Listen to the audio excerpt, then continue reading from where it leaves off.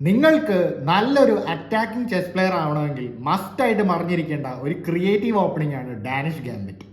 അപ്പോൾ Danish gambit എങ്ങനെയാണ് തുടങ്ങുന്നത് നമുക്ക് നോക്കാം. വൈറ്റ് E4 വെച്ച് കളി തുടങ്ങുന്നു. ബ്ലാക്ക് E5 കളിക്കുന്നു. ദ മോസ്റ്റ് പോപ്പുലർ റെസ്പോൺസ് ആണ് ബ്ലാക്കിൻ്റെ. E4-നെതിരെ E5 കളിക്കുന്നു.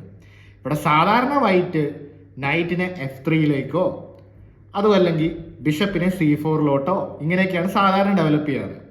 പക്ഷെ ഡാനിഷ് ഗാംബിറ്റിൽ ഇവിടെ വൈറ്റ് തുടങ്ങുന്നത് പോണ് D4-ലോട്ട് കളിച്ച് രണ്ട് പോണുകൾ ഇവിടെ സെൻറ്ററിലേക്ക് ആദ്യം തന്നെ കളിച്ചു വെക്കുകയാണ്. അപ്പോൾ ഇവിടുത്തെ ബ്ലാക്കിൻ്റെ മോസ്റ്റ് പോപ്പുലർ റെസ്പോൺസ് പോൺ വെച്ചിട്ട് ഈ പോണിനെ വെട്ടുക എന്നുള്ളതാണ്. ഇവിടെ ഓക്കെ, ഇനി ക്യൂൻ വെച്ചിട്ട് വേണമെങ്കിൽ വെട്ടിയെടുക്കാം. പക്ഷേ ഈ ഒരു ഗാംബിറ്റിൽ മറ്റൊരു പോണും കൂടെ ബലി കൊടുത്തുകൊണ്ട് പോൺ C3 ആണ് ഇവിടെ വൈറ്റ് കളിക്കുന്നത്. അപ്പോൾ ഇപ്പോൾ ബ്ലാക്ക് നോക്കുമ്പോൾ ഇപ്പോൾ ഈ ഒരു പോണിനെ വെട്ടിയെടുക്കാതെ ഒരു പക്ഷേ നൈറ്റ് C6 പോലത്തെ മൂവ് കളിച്ചു കഴിഞ്ഞാൽ ഇവിടെ പോൺ വെച്ച് തിരികെ എടുത്തു കഴിയുമ്പോൾ ഇവിടെ വൈറ്റിന് വളരെ സ്ട്രോങ് ആയിട്ടുള്ളൊരു സെൻറ്റർ കിട്ടും. അപ്പോൾ അതുള്ളത് കൊണ്ടാണ് ഈ ഒരു നൈറ്റിനെ ഡെവലപ്പ് ചെയ്യുന്നതിനൊക്കെ പകരം പോൺ വെച്ചിട്ട് ഈ പോണിനെ എടുത്ത് വെക്കാൻ നോക്കണം. ഓക്കെ, ഇവിടെ പോൺ വെച്ചിട്ട് വേണേൽ എടുക്കാം, അല്ലെങ്കിൽ നൈറ്റ് വെച്ചിട്ട് എടുക്കാം. പക്ഷെ സർപ്രൈസിംഗ്ലി ഇവിടെ രണ്ട് പോണുകൾ കൊടുത്തത് പോരാ, ദാ കൊടുക്കുന്നു, ബിഷപ്പ് C4-ലോട്ട് കളിക്കുന്നു. മറ്റൊരു പോണിനെയും കൂടെ ഇവിടെ ബലി കൊടുക്കുകയാണ് വൈറ്റ്. എന്താണ് ഉദ്ദേശം? ഇപ്പോൾ ബ്ലാക്ക് പോൺ വെച്ച് ഈ ഒരു പോണിനെയും കൂടെ വെട്ടിയെടുക്കും. അപ്പോൾ ഇനി വീണ്ടും കൊടുക്കാൻ പറ്റില്ല, കാരണം ഇവിടെ റൂക്കിലേക്ക് നേരെ അറ്റാക്കാണ്, ബിഷപ്പിലേക്കും അറ്റാക്കാണ്. ഇനി വീണ്ടും ആ പോണിനെ എടുക്കാതിരുന്നു കഴിഞ്ഞാൽ ഇതിനെ വെട്ടി ക്യൂനാവും. അപ്പോൾ ഇവിടെ മസ്റ്റ് ആയിട്ടും വെട്ടണം. അതുകൊണ്ട് ബിഷപ്പ് വെച്ച് വെട്ടിയെടുക്കണം. അപ്പോൾ ഇതാണ് നമ്മുടെ ഡാനിഷ് ഗാംബിറ്റിൻ്റെ സ്റ്റാർട്ടിംഗ് പൊസിഷൻ. ഇവിടെ ബ്ലാക്കിന് പല രീതിയിൽ കളി മുന്നോട്ട് പോകാം. ഒരു റെസ്പോൺസ് ആണ് നൈറ്റിനെ F6-ലോട്ട് കളിക്കുക, ഈ ഒരു E4 പോണിനെ അറ്റാക്ക് ചെയ്യുക എന്നുള്ളതാണ് ബ്ലാക്കിൻ്റെ വൺ ഓഫ് ദ റെസ്പോൺസസ്. ഇങ്ങനെ കളിച്ചു കഴിഞ്ഞാൽ നിങ്ങൾ കളിക്കാൻ പോകുന്നത് പോൺ E5 കളിച്ചിട്ട് ഈ ഒരു നൈറ്റിലേക്ക് ഒരു അറ്റാക്ക് കൊടുക്കണം. അപ്പോൾ ഈ നൈറ്റിന് എവിടെയൊക്കെ പോവാം. നൈറ്റ് ഒരു പക്ഷേ ഇവിടേക്ക് പോയി കഴിഞ്ഞാൽ ജസ്റ്റ് പോകും, കാരണം ബിഷപ്പും ക്യൂനും നേരെ നൈറ്റിനെ അങ്ങ് അറ്റാക്ക് ചെയ്യുകയാണ്. ഇനി നൈറ്റ് ഇവിടേക്ക് പോയി കഴിഞ്ഞാലോ ഈ ഒരു ക്യൂവിൻ്റെ വലയത്തിലാവുകയും ചെയ്യും. ഇത് തന്നെ സംഭവിക്കും. ഇവിടേക്ക് പോയി കഴിഞ്ഞാലും ഇത് തന്നെ സംഭവിക്കും. ഇനി തിരികെ പോയി കഴിഞ്ഞു കഴിഞ്ഞാൽ ഇവിടെ ബ്ലാക്കിന് ഡെവലപ്മെൻറ്റ്സ് ഒട്ടും തന്നെ ഉണ്ടാവില്ല. അപ്പോൾ അതുകൊണ്ട് തന്നെ ഇവിടെ പല ബിഗിനേഴ്സും കളിക്കുന്ന ഒരു മൂവാണ് നൈറ്റിനെ ഇവിടെ E4-ലോട്ട് കളിക്കുക. ഈ മൂവ് കളിച്ചതിന് ശേഷം നിങ്ങൾക്ക് ചിരിക്കാം, വേറെ ഒന്നും കൊണ്ടല്ല, ഇവിടെ ഒരു ബ്യൂട്ടിഫുൾ ആയിട്ടുള്ള ഒരു കോമ്പിനേഷൻ ഉണ്ട്. ബിഷപ്പ് വെച്ചിട്ട് ഈ ഒരു പോണിനെ വെട്ടിയെടുത്ത് ചെക്ക് കൊടുക്കുന്നു. ഓക്കെ, അപ്പോൾ ഇവിടെ കിങ് വെച്ച് ബിഷപ്പിനെ എടുത്ത് കഴിയുമ്പോൾ ഇവിടെ ക്യൂൻ D5 ചെക്ക്, ചെക്കുമാണ്, ഈ ഒരു നൈറ്റിലേക്ക് അറ്റാക്കാണ്. അപ്പോൾ കിങ് ജസ്റ്റ് മാറിക്കഴിയുമ്പോൾ നിങ്ങൾക്ക് ഈ നൈറ്റിനെ വെട്ടിയെടുക്കാവുന്നതാണ്. അപ്പോൾ ഇനി ബ്ലാക്കിന് ക്യാൻസൽ ചെയ്യാനും പറ്റില്ല, വൈറ്റിന് നല്ല ട്രെമൻഡസ് ആയിട്ടുള്ള ഒരു അറ്റാക്കിംഗ് പൊസിഷൻ കിട്ടിയിരിക്കുകയാണ്. ഒരു പക്ഷേ ഇവിടെ ബ്ലാക്ക് അതേ മൂവ് കളിക്കുന്നു, നൈറ്റ് F6 കളിക്കുന്നു. ഇവിടെ E5-ആയിട്ട് വൈറ്റ് നേരത്തെ കണ്ട പോലെ തന്നെ മുന്നോട്ട് പോവുകയാണ്. അപ്പോൾ നേരത്തെ നമ്മൾ കണ്ടത് നൈറ്റിനെ ഇവിടേക്ക് കളിക്കുന്നതാണ്. അപ്പോൾ എങ്ങനെയാണ് ഒരു ട്രാപ്പിലേക്ക് ബ്ലാക്ക് അകപ്പെടുന്നത് നിങ്ങൾ കണ്ടു കഴിഞ്ഞു. ഇനി ഇവിടെ ബ്ലാക്ക് ട്രൈ ഔട്ട് ചെയ്യുന്ന മറ്റൊരു മൂവാണ് ബിഷപ്പിന് B4-ലോട്ട് കളിച്ച് ഒരു ചെക്ക് കൊടുത്ത് നോക്കുന്നത്.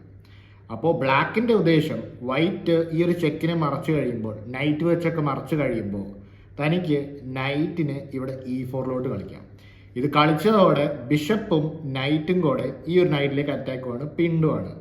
അപ്പോൾ ബ്ലാക്ക് ഇതൊരു നല്ല മൂവായിട്ട് കളിക്കുന്നു. പക്ഷേ ഇവിടെ വൈറ്റിനൊരു സൂപ്പറായിട്ടുള്ള റെസ്പോൺസ് ഉണ്ട്. ഏതാണ്? നേരത്തെ കണ്ട അതേ പാറ്റേൺ ആണ്. ബിഷപ്പ് വെച്ചിട്ട് പോണിനെ വെട്ടിയെടുത്ത് ചെക്ക് കൊടുക്കുന്നു. അപ്പോൾ ഇവിടെ കിങ് വെച്ച് വെട്ടിയെടുത്തതിന് ശേഷം എന്താണ് ഇവിടുത്തെ മൂവ്? ക്യൂനിന് B3-ലോട്ട് കളിച്ചിട്ട് ഒരു ചെക്ക് കൊടുക്കുന്നു. ചെക്കുമാണ്, ഈ ഒരു ബിഷപ്പിലേക്കും അറ്റാക്കാണ്. അപ്പോൾ കിങ് തൻ്റെ ഹോം പൊസിഷനിലേക്ക് പോയി കഴിയുമ്പോൾ ഈ പൊസിഷനിലും ക്യൂൻ വെച്ചിട്ട് ബിഷപ്പിനെ വെട്ടിയെടുക്കുന്നു. ഇനി ഈ നൈറ്റിലേക്കും പ്രൊട്ടക്ഷൻ ഉണ്ട്, ഈ നൈറ്റിലേക്ക് തിരികെ അറ്റാക്ക് ചെയ്യുകയും ചെയ്യണം. അപ്പോൾ ഈ പൊസിഷനും വൈറ്റ് ക്ലിയർലി ബെറ്റർ ആണ്. അപ്പോൾ നൈറ്റ് F6 കളിക്കുന്നത് ഇവിടെ വളരെ ഡേഞ്ചറസ് ആണെന്ന് ബ്ലാക്ക് മനസ്സിലാക്കുന്നു. അപ്പോൾ ബ്ലാക്ക് ട്രൈ ഔട്ട് ചെയ്യുന്ന മറ്റൊരു ഐഡിയ ആണ് ഈ ഒരു പൊസിഷനിൽ പോൺ D6 കളിക്കുന്നത്. ഇതെന്താണ് ഉദ്ദേശം? ഒന്ന്, ഈ ഒരു ബിഷപ്പിന് പുറത്തിറങ്ങാം. മറ്റൊരു ഉദ്ദേശം ഈ ഒരു പോൺ പുഷ് തടയാൻ വേണ്ടിയിട്ടാണ്. അപ്പോൾ ഇവിടെ വൈറ്റ് വളരെ സൈലൻ്റ് ആയിട്ട് തൻ്റെ അടുത്ത പീസിനെയും കൂടെ നൈറ്റിനെ F3-ലേക്ക് ഡെവലപ്പ് ചെയ്യുകയാണ്. അപ്പോൾ ബ്ലാക്ക് ഇവിടെ പെട്ടെന്ന് ഇവിടെ തെറ്റിപ്പോകുന്ന ഒരു മൂവാണ്. ഇവിടെ ബിഷപ്പിന് G4-ൽ കളിച്ച് ഈ ഒരു നൈറ്റിനെ അങ്ങ് പിൻ ചെയ്യുകയാണ്. ഇപ്പോൾ ഈ നൈറ്റ് അങ്ങ് മാറിക്കഴിഞ്ഞാൽ ക്യൂൻ നഷ്ടപ്പെടും. ഇതാണ് ബ്ലാക്കിൻ്റെ ഉദ്ദേശം. പക്ഷേ ഈ ഒരു മൂവ് ഒരു മിസ്റ്റേക്കാണ്. കാരണം എന്താണ്, ഇവിടെയും വൈറ്റിനൊരു ഇൻട്രസ്റ്റിംഗ് ആയിട്ടുള്ള സാക്രിഫൈസ് കളിക്കാം. ബിഷപ്പ് വെച്ചിട്ട് ഈ ഒരു പോണിനെ വെട്ടി ചെക്ക് കൊടുക്കാവുന്നതാണ്. ഓക്കെ, അപ്പോൾ ഇവിടെ കിങ് വെച്ച് വെട്ടിക്കഴിയുമ്പോൾ നമ്മൾ കളിക്കാൻ പോകുന്നത് എന്താണ്, നൈറ്റ് വെച്ചിട്ട് E5 വന്ന് ഒരു ചെക്ക് കൊടുക്കുന്നു.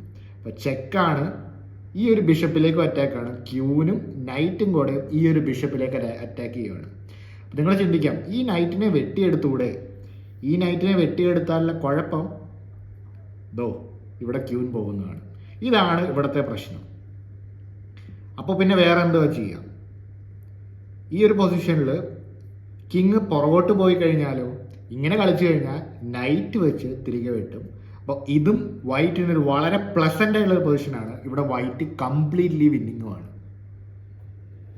അവസാനമായി നിങ്ങളുടെ എതിരാളി നിങ്ങൾക്കെതിരെ ഡാനിഷ് ഗാംബിറ്റ് കളിച്ചാൽ നിങ്ങൾ എങ്ങനെ കളിക്കണം നമുക്കൊന്ന് കണ്ടു നോക്കിയാലോ.